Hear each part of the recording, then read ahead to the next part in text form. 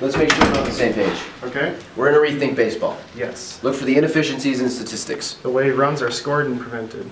Exploit the fact that unspectacular runs are just as valuable as 450-foot bombs. Unspectacular runs are more valuable.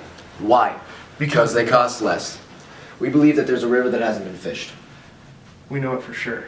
And because players don't rise to the traditional standard of baseball thinking, they've been overlooked. And we believe that in this river there are fish who... help me with them. Forget the fish. In this room is every available player at every level of professional baseball.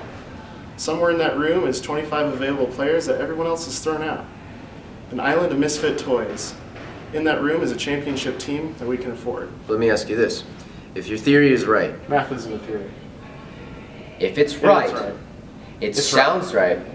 If math isn't a theory... It isn't.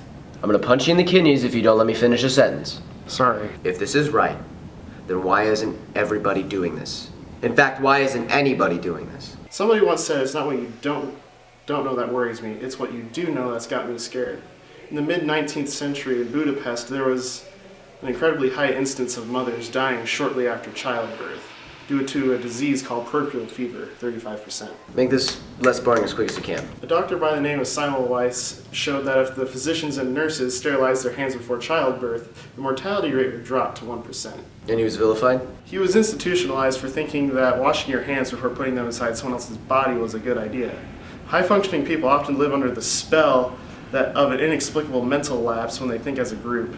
Why hasn't anyone done this before? Because they don't think that guys that look like you win baseball games. They know it for sure. All right, let's find our team.